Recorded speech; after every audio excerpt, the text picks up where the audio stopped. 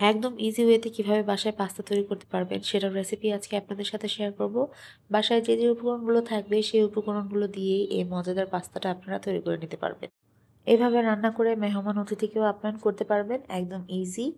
তো সবার প্রথমে এখানে আমাদের লাগছে রসুন। এখানে ৩ কোয়া রসুন আমি নিয়েছি, কুচি করে নিচ্ছি। তারপরে এখানে নিয়ে নিয়েছি একটা ক্যাপসিকাম। একটা ক্যাপসিকামের অর্ধেক আমার পেকে গিয়েছে, সেজন্য ইয়েলো কালার হয়ে গিয়েছে। তো দুইটাকে আমি কুচি কুচি করে নিচ্ছি, মানে গোল গোল কিউব করে কেটে নিচ্ছি। সাথে নিয়ে নিচ্ছি হচ্ছে গাজর। গাজরটাকেও সেম ওয়েতে আমি কেটে নিব। আর সাথে দিয়ে দিব মাশরুম। এখানে আপনাদের কাছে যদি যে কোনো একটা না থাকে সেটা না দিলেও হবে, যেইটা থাকবে সেটা দিয়েই আপনারা এখানে মিক্স ভেজিটেবল দিয়ে রান্না করে নিতে পারবেন। আর এখন দেখা যায় সব সুপার শপগুলোতে এগুলো অ্যাভেলেবেল থাকে। তো যদি বাসায় না থাকে সেক্ষেত্রে আপনারা এখানে চেঞ্জ করে নিতে পারেন। তো কাটাকাটিগুলো করে নেওয়ার পর এখানে আমি সেদ্ধ করে নিচ্ছি পাস্তা। এখানে আমি ১ প্যাকেট পুরা পাস্তা দিয়েছি গোলটা। আর সাথে এখানে দিয়ে দিচ্ছি আমরা যে লম্বা পেঁচানো যেই পাস্তাটা থাকে সেটা। তো সাথে একটু লবণ দিয়ে দিচ্ছি। এখানে আপনারা চাইলে তেলটাও ইউজ করতে পারেন। কিন্তু আমি এখানে শুধু লবণ দিয়েই আমি পাস্তাটাকে সেদ্ধ করে নিচ্ছি।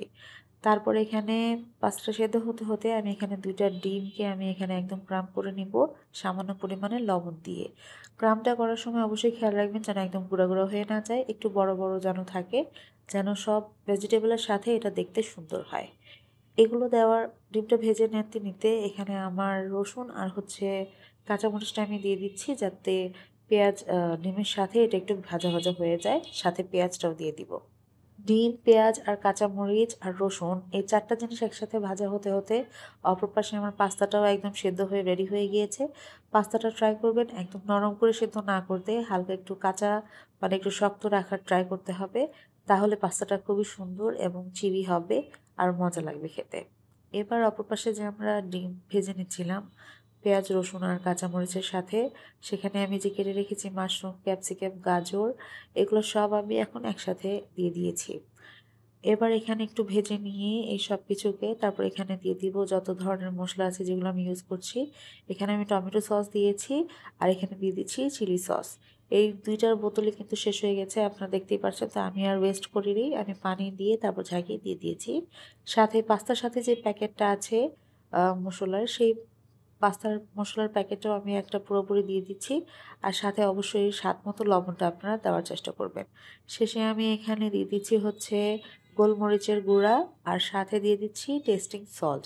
টেস্টিং সল্টটা দেওয়ার ট্রাই করবেন, কারণ এটার স্বাদটা অবশ্যই দ্বিগুণ বাড়িয়ে দিবে।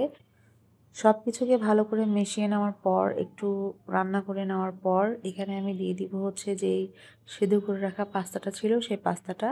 এটা দিয়ে ভালো করে আমি মিক্স করে নিব। মিক্স করে নিয়ে এখানে আমি যেই চিজটা আছে স্লাইস চিজ যেটা পাওয়া যায় আমাদের সুপার শপগুলোতে, সেই স্লাইস চিজটাকে আমি একটু টুকরো টুকরো করে তারপর চারদিকে ছড়িয়ে ছিটিয়ে দিয়েছি।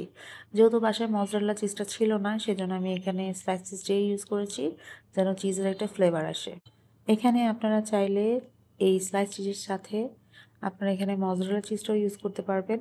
আপনাদের যেটা আপনাদের ভালো মনে হয়। আমার কাছে ছিল না সেজন্য আমি দেইনি। একটু মিক্স করে নেওয়ার পর এটা একদম পেটে যাওয়ার জন্য রেডি।